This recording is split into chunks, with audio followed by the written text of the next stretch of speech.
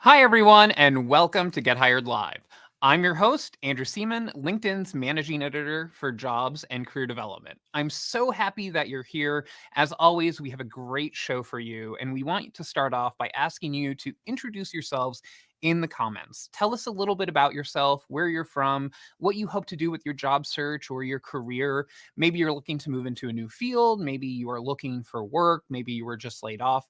Let us know what your situation is, and also connect with people who maybe have a similar background to you. Maybe they're in your area, maybe they're in your same industry or the industry that you want to move into. Build those connections because those are really the foundation of an incredibly strong job search and career.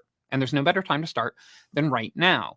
As always, I hope you're safe and well. Our thoughts are with everyone who's going through the devastation of this morning's earthquake, and I hope you're all safe and well wherever you are.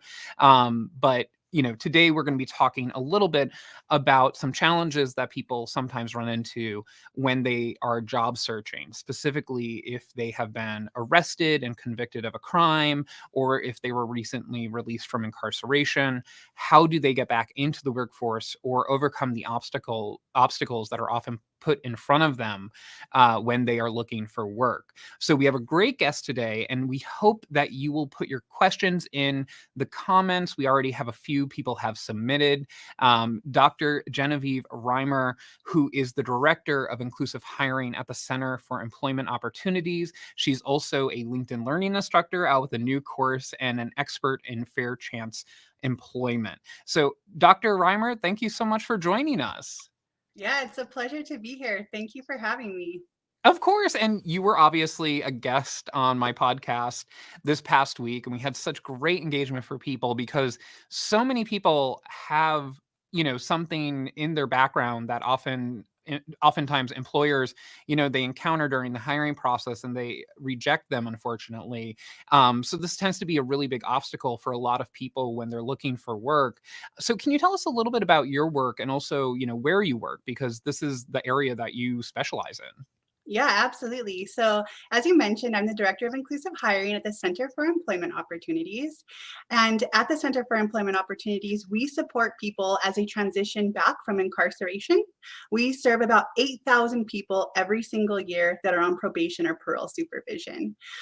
My job in particular, my role, I get to work with employers and stakeholders across the country and help equip them with the tools that they need to transition their human resource policies and practices to hire people like me, someone with a past conviction that at one time was locked out of the workforce, honestly, for far too long, simply because of a past mistake that I made that I can't change.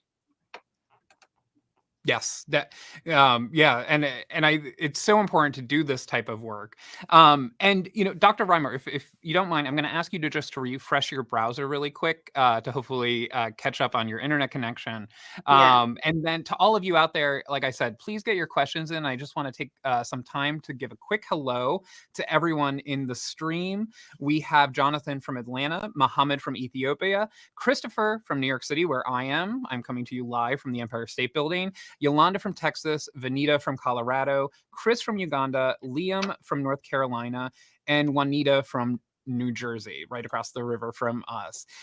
So, we are live talking about sort of the obstacles people face when they encounter, obstacles in the hiring process after they've been convicted of crime or they've been released from incarceration. And we have a great statistic here from Ebony, who said formerly incarcerated people have an unemployment rate of around 27%. In my past experience, I found it helpful for those individuals to check out their state employment agency, local goodwill, and reentry employment programs that offer job seeker support. And obviously there are these resources that you could check out in your backyards, and hopefully if you're not in the United States, there are also these resources available to you wherever you are. So I want to bring Dr. Reimer back on screen. Dr. Reimer, when it comes to the challenges people face, why do you think there is such stigma attached to people who have, been incarcerated or convicted of a crime? Andrew, I just got the last part of your question. I'm so sorry. I had to leave to try to refresh my browser. So would No you mind worries. saying No, that we again? appreciate it. The internet is a funny place sometimes, but yeah, no. Can you tell us why you think employers attach so much stigma sometimes to people who've had convictions or have been incarcerated? I think it's a lot to do with societal biases, and not really understanding the intricacies of the criminal legal system. Oftentimes people are incentivized to plead guilty to crimes that either they didn't commit or they take a plea deal in order to get a lesser sentence. And at the time, people don't realize that that sticks with them for the rest of their life. Um, and I feel like, and then and then if people don't understand the severity of a conviction when they take it, and other people that are trying to hire them don't understand the complexities either, it becomes very difficult, and so they're constantly in this place of trying to prove themselves, if you will. And that doesn't have to be the case because many people are skilled, are talented, and when given the opportunity to work, really excel. Yeah. And can you tell us a little bit about the course that you just released on LinkedIn Learning? Can you tell us a little bit about sort of the main takeaways from that, to give people a little taste of the information that they'll get from it? Absolutely. So the course is packed with all sorts of goodies. I walk people through building confidence first because it's so hard to get a job if you're not confident in who you are as a person. And then I equip learners with the skills that they need to find employers, and to navigate through these complex systems, to help them find work. And then I help them with resume writing, and I give them some tips for interviewing. And then last, I encourage people with some other strategies to seal the deal. That's great. Yeah. And we have some questions rolling in. And like I said, please, everyone, make sure you're getting your questions in because we're going to be taking those throughout the show. But the first question that I want to ask you about is we have from Sarah and Melanie. Basically, are there companies that people should gravitate to because they do not ask about a criminal record or things like that? Or should that not limit your job search? So should you go toward those lists that people may find online, or should you sort of broaden your outlook? I think there's two different ways to tackle job searching. So the first way, like you mentioned, is by locating employers that have signed different types of pledges. So the Second Chance Business Coalition, they have a pledge that employers can sign to signal to others that they are a fair chance hire. And the Society for Human Resource Management, they have their Getting Talent Back to Work pledge that also signals to people, to job seekers, and to their fellow employers that are in the network that they are willing to hire folks with past convictions. And then furthermore, Ban the Box. Right now, I believe it's in 46 states. And what Ban the Box laws do is it requires employers to prolong inquiring about a criminal conviction until later on in the hiring process. And so that way, someone is able to be judged based off of their skills and qualifications first, and their background is considered later on after a conditional offer of employment has been made. Yeah, and I think also one of the best tips that people have been saying they took away from the podcast that we did, is you said basically come up with sort of a package that when they do a background check or something, and if something pops up where they decide to say, "Hey, listen, we are going to reject your candidacy or we're going to stop the hiring process," that you can sort of give that to them and say, "Hey, look, I have references, I have all of this information to show you how valuable I would be to your company." Can you tell us a little bit about that? Because I think people watching would find that incredibly valuable. Absolutely. So we call that a packet of evidence of rehabilitation. And really the purpose of a evidence of rehabilitation packet is to demonstrate, one, that you have made significant strides to overcome your past. And then secondly, and I feel like this is so important, it's to humanize you, to show that you are a lot more alike, with the interviewer than you are different. And so I always encourage people to show stability, to show how you've changed, to show education, to show, anything that can demonstrate to the employer that not only are you skilled and eager to work, but you're a human just like them. Yeah, definitely. And also, we tackled about coming back right from incarceration because not only do you have sort of the obstacle of, maybe doing a background check and, having the employer halt things, but you also have a gap on your resume. So, what's your advice for people who are coming back from incarceration? How do they re-enter the workforce? Because that, no matter what the reason is, it's sometimes difficult just to re-enter the workforce just because. Sure. So there are many programs like the one that I work for, the Center for Employment Opportunities, and we specifically exist to not only give people the skills that they need, but also to help close that gap in employment. I'm sure we can all agree that it's easier to find work when you're employed, and that's what we do here. We give people at the Center for Employment Opportunities not only a job, but a daily paycheck, and this helps them maintain some stability while they're reintegrating back into the community. And so, if the Center for Employment Opportunities is not in your community, then you can always look for another reentry workforce program that may provide very similar services. Yeah, I think that's a great recommendation. And also, I think when we mentioned before, those list of employers that you'll probably find in your area that do second chance hiring or fair chance employment, those are great places to start too, I would assume, right? Absolutely. Great. And, I just want to take a moment to say hello to a few more people who are joining us. We have Brittany from California, Wendy from Florida, Sarah from Brooklyn, Kenneth from Houston, Raphael from Washington, Pamela from Missouri, and Tara from Colorado. Welcome to all of you. And we have a question here from John that I think is really good because if you get into an interview and they do ask you about your past, how do you handle that? But also, how do you handle maybe what would be inappropriate or uncomfortable questions? Yeah, so I actually address this question in the course. So if you haven't taken the course, tune in. But what we suggest, or what I suggest, is that you follow this framework. You spend a little amount of time acknowledging. Acknowledging your conviction, and then spend the bulk of your time talking about what you've done since then. And what that does is the interviewer begins to focus on all of the skills that you've acquired and the change and the transition that you've made, and not about your conviction. But I also think it's so important to equip job seekers with the knowledge about ban the box laws, and then give the job seeker an opportunity to make their own choice. Because sometimes if an employer is in a ban the box state and they're asking about a criminal conviction during the interview, they could be breaking the law.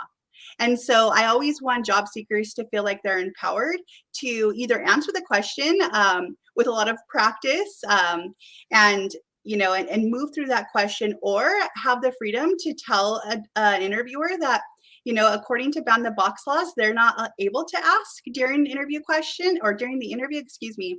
And if they're interested in making a conditional job offer, then at that time we can talk about my past criminal conviction.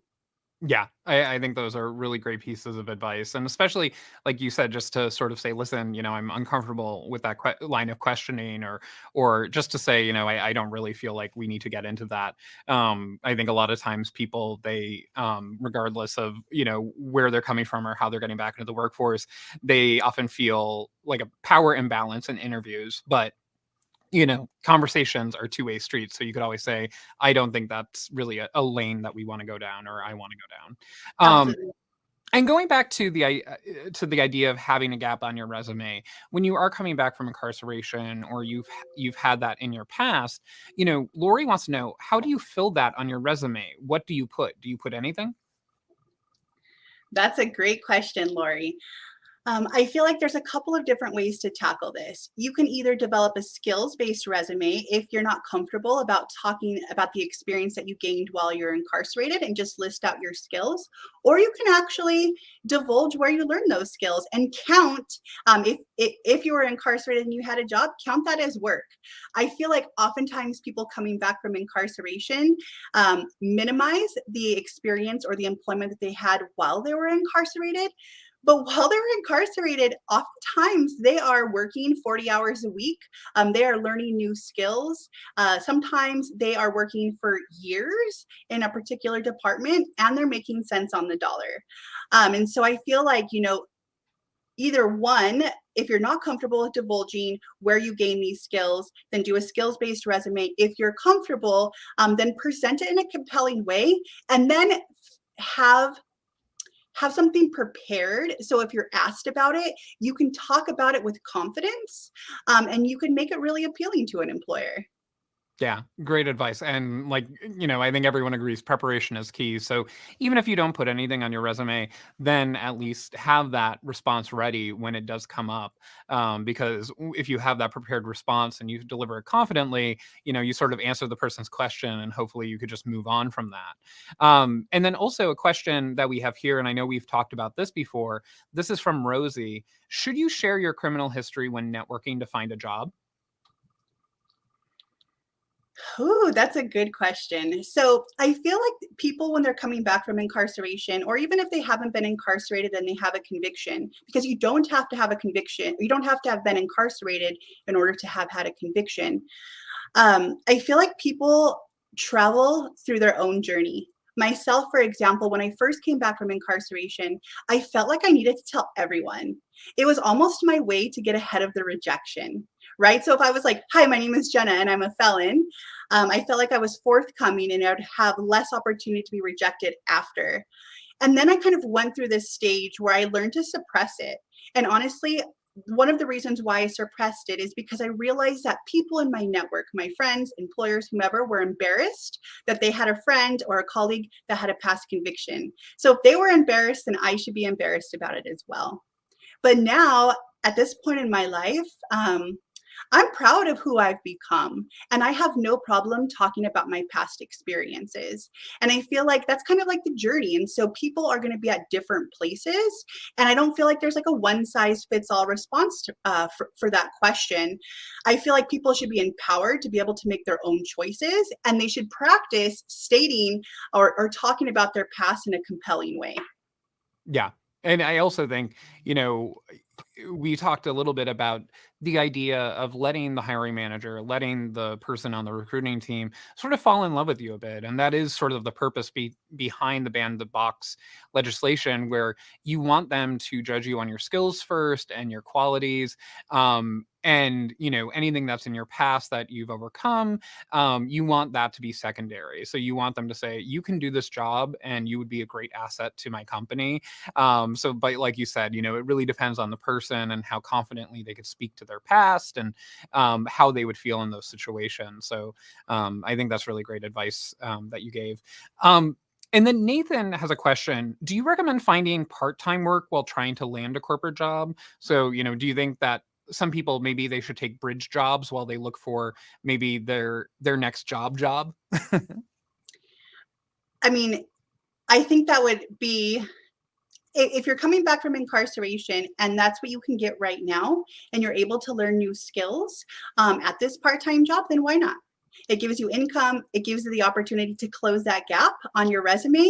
And like I mentioned earlier, it's easier to find a job if you're employed. And so I don't feel like there's any harm in getting a part-time job while you're continuing to search for a career that you're really interested in. Got it. And and something, an interesting question that we had come in from Dan was about people who are returning to work after maybe having their conviction overturned, or their conviction expunged. What is the road back into the workforce for those people, do you think? I know a lot of people that they do try and get their past convictions expunged and things like that.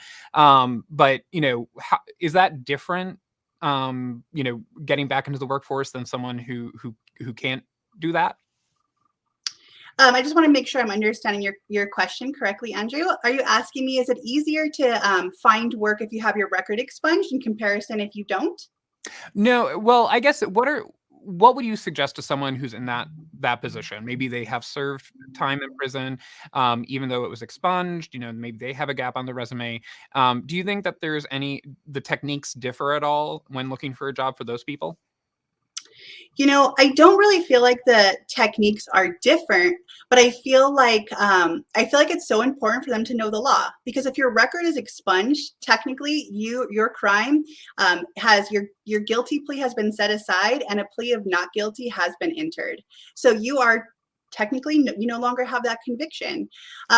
Employers that screen their own background checks often have difficulty interpreting a background check, and that's where it can get really messy. And so I feel like it's important to really encourage people, if they've had their record expunged, encourage them to learn more about what expungement means and how to articulate that to employers if they're facing discrimination during the hiring process. Yeah, no, I think that that's a really good point because obviously, that is almost your like you said, your reference to say, listen, when you deliver that packet, if it does come up, still comes up in a background check, I think that is sort of the ultimate sort of, it's off my record technically. Absolutely. And when it comes to it is one thing that I noticed in the comments on our podcast was that there's still some people who say, listen, as an employee, this is still a red flag for me. For employers who are out there, what is your advice for them to, make sure that they have just as much trust in people who are returning to the workforce as they do in hiring them? Because it seems like maybe some employees would still have that stigma. Sure. So you're wondering what kind of advice I would give to employers to trust people with past convictions, employees with past convictions? Or how they would, address the issue among their employees who may, have a stigma against someone coming back into their workplace. I see. I feel like there's a couple of different ways to approach this. Um, I feel like first, it's a culture shift. And I feel like employers that want to take this step to really hire people with past convictions need to be really intentional about messaging that to their workforce. You can see some of the companies that have done that by signing pledges, and they are pledging to not only the community, but also to their employees, their current workforce, that they are willing to hire people with past convictions. I also feel like it's so important to really humanize people with past convictions. We have families, we have goals, we have dreams. We are much more alike than we are different. And so I feel like, a combination of really educating your current workforce, humanizing people with past convictions, talking proudly about your hiring practices. And then, if ever given the opportunity, employers can do specific things to make employees with past convictions feel safe. For example, at the Center for Employment Opportunities, we have an affinity group called Justice Involved Voices. And the affinity group is specifically for our colleagues and peers with past convictions. And so we're able to come together, we're able to support one another, we're able to, we have a shared past. And so it really kind of brings us together as a team. And then not only that, but based off of our own experiences, we've been able to do some really impactful work at the Center for Employment Opportunities, and help our organization grow to be even more safe for people like us that are now employed by them, and that are really just happy to be part of the workforce. Yeah. And also, and I think, the biggest thing is to talk about the underlying success of a company often comes from the diverse voices that you bring in. And it goes beyond just traditional thoughts of diversity, but your background too. People with different experiences bring different perspectives. So, having people from all backgrounds within a company really help sort of support the mission and also deliver just whatever your product is, a better version of it. And we also have a question here from Pam, and it's about negotiating a job offer. Does having a record hinder your ability to negotiate the offer? It absolutely should not. Got it. And yeah, and also we've talked before, I believe, about when it comes to the legality of issues, if people do bring up certain things, about your conviction, basically, unless it has something directly tied to your ability to do the job, they can't use it as a reason to decline your employment, right? That's right. So ban the box laws, they lay out specific measures, if you will, that employers are supposed to abide by when making a conditional offer of employment to someone. So the conviction is supposed to have a direct relationship to the job duties in order for an employer to use that conviction to screen someone out of employment. Yes. And we have another question here from Cameron, which is really good. What's your advice for dealing with job rejections? And I know we've talked about this too. It's hard. I mean, I used to have a box of rejection letters, and that box of rejection letters almost drove me every day to show up and to work hard and to do what I had to do to overcome these rejections. I actually found a lot of my freedom, if you will, through the halls of academia. So I went back to school and I got a bachelor's, a master's, and a doctorate degree in social work. And I feel like that helped me build my confidence in a person. It showed me that not only am I a skilled employee, but my desire to serve people with a similar background as me is important. And when I began to change my internal dialogue of who I am, externally, I began to navigate through rejection differently. I began to build my confidence. And even when I would be rejected, now I can look back and say, or even today, if I'm rejected, it's actually that person that's missing out because I know who I am and I know what I bring. And I am proud of who I am. And I know that I'm an asset to any company that I would work for. But it's taken me a long time to get to that place. Yes, and own your talent. I think that is such a great piece of advice. Like you said, they're missing out on you and your incredible skills. And before we go, I want to give you an opportunity for, any hiring managers or people officers or people in the talent side of their organizations, if they really want to commit and invest into fair chance hiring, what is your advice for them to figure out, how to introduce this into their organizations? So there's a couple of different strategies that employers can take on to either totally revamp their employment practices, or they can make little shifts that can have a big impact on their talent pipelines. For example, we, as someone with a past conviction, we are keenly aware whether we are welcome to apply to a company or not based upon the job description. And so you may think, a hiring manager may think that when they say something like, we encourage people with diverse backgrounds to apply, that's signaling to people with past convictions that they're also welcome to apply. But you can take it to the next level, if you will, and put something specific like, we encourage people with past convictions to apply, or we value skills gained in non-traditional places of employment. It's a tiny little shift to really transform your talent pipelines. But if you want to take this on and you really want to create a place that's safe and is invest in people with past convictions, there's other things that you can do. Like I mentioned about our affinity group at the Center for Employment Opportunities. You can provide other types of incentives to help people stabilize when they're transitioning back from incarceration, like a 0% loan for a life stabilizing measure like housing or transportation. There are tons of different strategies and opportunities that employers can take on to not only hire people with past convictions, but to create an environment where they'll thrive, where they will grow, and where they'll help your company transform.